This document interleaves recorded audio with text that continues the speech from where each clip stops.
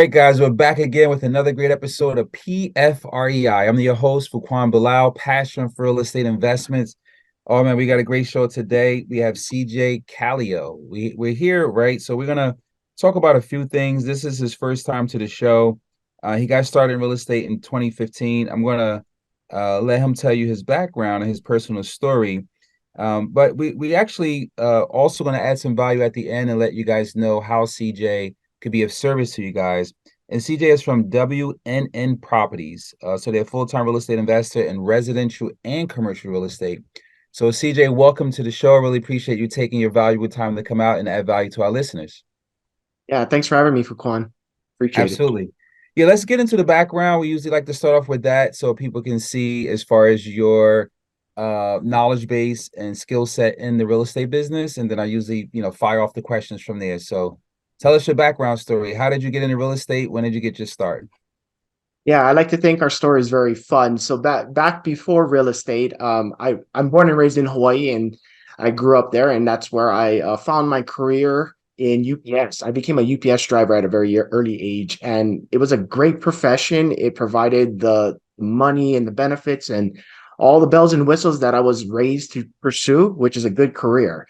And it allowed me to live a very good, comfortable life in Hawaii, and I was satisfied until this one particular Christmas. I'm not sure if you and your listeners are aware, UPS drivers get this one time of year where we blow up and we become that Santa that puts on the brown suit, starts delivering all your Amazon packages, all your gifts and so forth. And I had a joy and pleasure doing that for a good amount of time while I was at UPS until this one particular Christmas where everything shifted, everything went sideways. And this particular Christmas about 10 years ago was when we got bombarded with so much deliveries and packages. We weren't prepared. We didn't have enough in the workforce. We didn't have enough trucks. We didn't have enough anything. And what ended up happening is for about 5 or 6 months span during Christmas, I was working 70, 80 hours, 7 days a week, and didn't see any of my family, didn't see my wife, didn't see my kids. I found myself frustrated, angry, burnt out, exhausted, the whole 9 yards of being depressed and not happy in my situation, which led me to come to a thinking of, well, maybe isn't the dream job. This isn't something I want to do for the next 30 years and retire from. So after all the dust settled and the peak was over and I got some time to just sit with my wife, I proposed to her the option for me to just quit. I was just very surprised with her answer. To be honest, she said, "Yeah, you can quit. Let me ask you this one question: how are you going to replace your income? Because we ain't changing our lifestyle." Didn't think that one through. I was just so emotional about not being home and not seeing the family, trading time for money, and and missing out on these memories that I could have created. That I didn't think farther beyond the initial knee jerk reaction of just leaving. So when she posed that question, I was stumped. And the cool thing about my wife is she already started the research back when she noticed that this is going to be a very different Christmas than we were used to. And she looked into real estate. She started finding different strategies out there, and she pinpointed something that was unique and uncomfortable for me because I didn't know anything about real estate. She said, "Let's go buy rental property at cash flows. Because if we get enough of them, build enough portfolio, the theory would be is all that income would come in like a paycheck, and then you can quit." It made sense to me. However, a moment in time when I got proposed that opportunity by my biggest supporter, my wife, I shifted to resistance and anger and frustration because I was uncomfortable. I didn't know anything about real estate. I didn't come from a trades background. I'm not a handy guy. So when she proposed that, I was like, "You're crazy. Isn't it for us? I mean, it's a great concept, and how is that going to get me out of my job?" And she kept nudging away, like, "No, no, I think this is a good solution. The rich do it. Everybody in real, everybody who's somebody at some level of success has real estate in their portfolio. So why won't we?" And I just pushed her away. I said, "Look, you go do your thing in real estate. Let me go and figure out what I'm going to do to replace my income," because I didn't think it through. And what I did and chose to do is to revert back to what I could do on my own, what I could do through my skill set and what I knew at the time. And I started up a lot of businesses. And like most startups, they didn't pan out. They didn't last. They were like real short lived. And I found myself in more anger, more frustration, more monetary loss, if you want to call it that, and tired. I was just tired of everything not working. So after 6 to 9 months of pushing all these new businesses that didn't make it past the startup phase, I humbled myself and I was like, you know what? You're still looking into real estate. You're still attending these meetups. I think it's a cult. I don't think it's a real thing, but maybe I should go and support you and see where you take this because obviously what I'm doing is not working. So reluctantly, initially, I started going to these meetups with her, these local real estate meetups. And I was the gentleman in the back, arms crossed, unapproachable, defensive, and deflecting everybody away to go talk to my wife because this is her brain child strategy, and she knows what she's talking about. I don't know a clue. And what it boiled down to is I had so much pride in not wanting to look stupid that I turned off any opportunity to learn and grow. Well, I'm grateful my wife is very resilient in her passion towards getting me out of my job. He kept bringing me to these meetups. And meetup after meetup, I started to feel this sense of melting away from my anger, my frustration, my pride, and being more open to the language that's spoken in real estate. I started picking up on the terms. I started listening to the successes and the lessons learned. Um, I started talking to people and then asking, what are some things you're doing that makes this all worth it? And we found a group of people that bought rental properties and started networking with them. They give us a few pointers, pointed us in a direction, and eventually we found the courage to pull the trigger and buy our first rental property. It was a turnkey property. And shortly after that, we got hooked. We saw that it actually works. This is a real thing. We don't have to be present. We can be 6,000 miles away and still make this work. We got the bug. And we grew our portfolio to an amount where we were able to both quit our jobs in 5 years. And since then, we've continued our growth and in our strategy in real estate and started scaling into large scale commercial. And in the past 5 years, we've added about 12 large scale commercial units to our portfolio. And on top of that, a cool thing about success and staying true to your process is people take notice. So a lot of people were just sitting back and watching what we did. And after we both left our jobs, people started asking us, how do I do what you do? And strangely enough, I fell back into the business world where I created a mentorship program where now I assist people to do that. That's awesome. Yeah, that's a great full circle background history of, working the 9 to 5, understanding that you was trading time for dollars, and the transparency of not having faith and going into something and then eventually understanding the importance of it and making a transition, eventually seeing that it was the best thing that you could have done. So thank you for sharing that with our audience.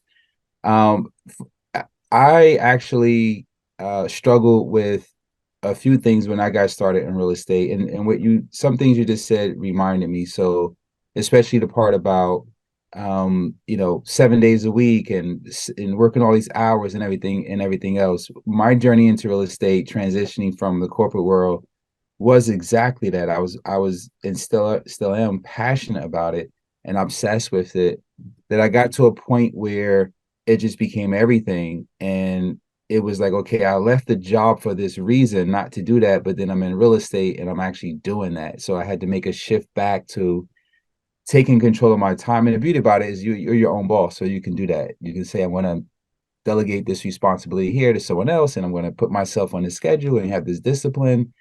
Did you struggle with that when you first got into it? Because I just think that I would assume everybody like me who got involved with real estate and started to understand, wow, this is something that you will never figure out. It's like Pandora's box. There's so many different ways, so many different tools you can learn. No matter how many years you do it, there's so many different things you can do within real estate. That's the obsession, that's the passion that comes. Did you find yourself like trading one thing that you was working and spending hours to get into something new that you're passionate about, and doing those hours and realizing, oh, I got to scale down family? Did you go through that at all in those since 2015?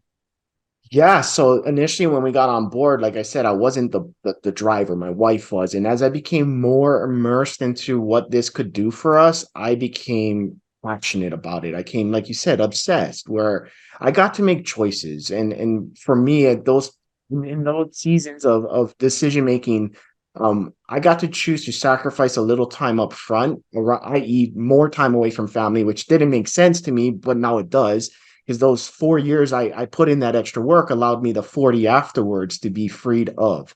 So I chose to be focused in and stay with a particular strategy and become, in a sense, a master of it, and the buy and hold like you said, there's so many options, so many variations of investing in real estate, and real estate's just a segment of other investment strategies you could use to do the same thing to get out of your job. Being disciplined with that one thing really served me well, because I did have moments of being yanked into possibly looking to flipping and all these other more appealing, attractive, quick cash things. And my wife would have to remind me, hey, that's a shiny object. It's not exactly our target and focus. Could you justify it? Could speed us up? Absolutely. More cash always speeds up acquisitions. However, now I got to learn a new skill set. Now I got to learn a new market. Now I got to build a different team. And it just it detracts you from your focus. So what I chose to believe in was the acronym for focus is follow one course until successful. And my definition of success was leaving UPS. And then I got to redefine success after that, because it's not the end. That's the start of my journey, was getting out of my W-2. Mm.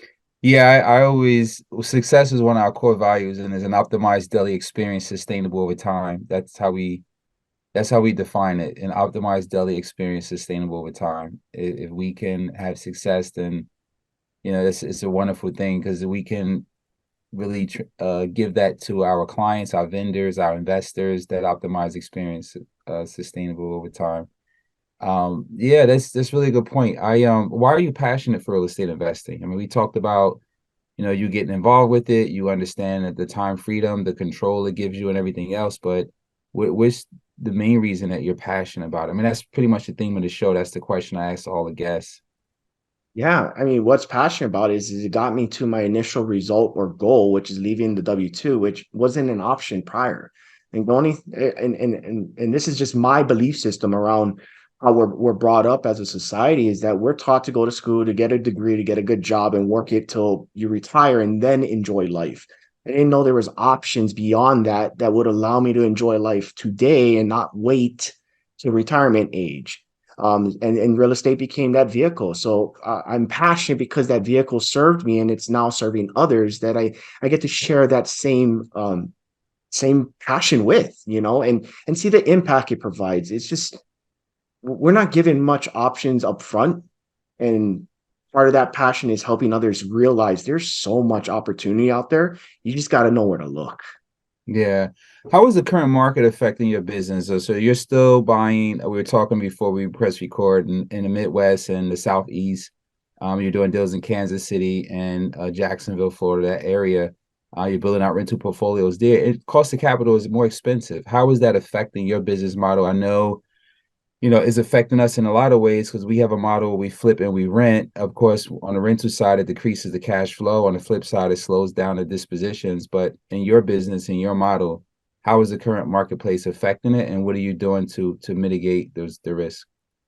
Yeah, what I see in our market, with all the trends happening, is there's just lower inventory. So we get to adjust and pivot our strategy for acquisitions, and adjust our expectations, right? And what I like to talk about a lot is control what you can control, let go of the rest. I can't control what the rates are going to do, what the bank's going to do, what the Fed's going to do. I can't control what the appraiser's going to do on a reappraisal of a property. But what I can control is where I buy at, how I run my numbers, and who's on my team. And if I'm focusing my energy on that, I'm a firm believer that I'm going to set myself up, maybe not for the immediate perceivable gain, the long game. What I do is buy and hold, and I have the luxury and the privilege to hold until it makes sense to do something with. And if I'm putting myself in the position because I know my numbers, I'm making my calculated risk and informed decisions on what I know today, I'm going to set myself up for success. So it does require some shifting in what we're seeing today to do the same volume and or similar deals as we did, say, 2 years ago. Yeah, it's tough, right? So, the beauty is, it reminds me of like when it was COVID. I'm pretty sure when things contracted, you had to be the best version of yourself and come up with all these different strategies on how to move forward. And then once we got on the other side, it was like the dead cat bounce. There's this thing that's open up and things start going crazy.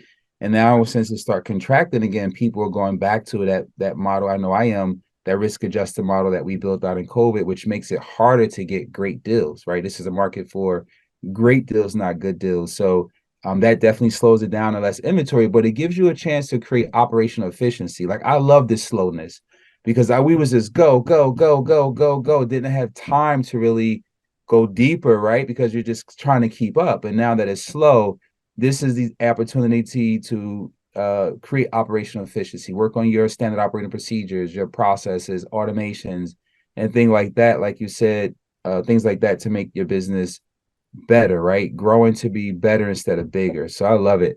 Let's talk about now the educational stuff that you're doing, because I heard you say a few times that you help others, right? So that means that from a goal giver perspective, you're saying, look, I learned all of this stuff from my experience. I see the value in collaborating with other people, educating other people. Of course, there's some reciprocity on both ends.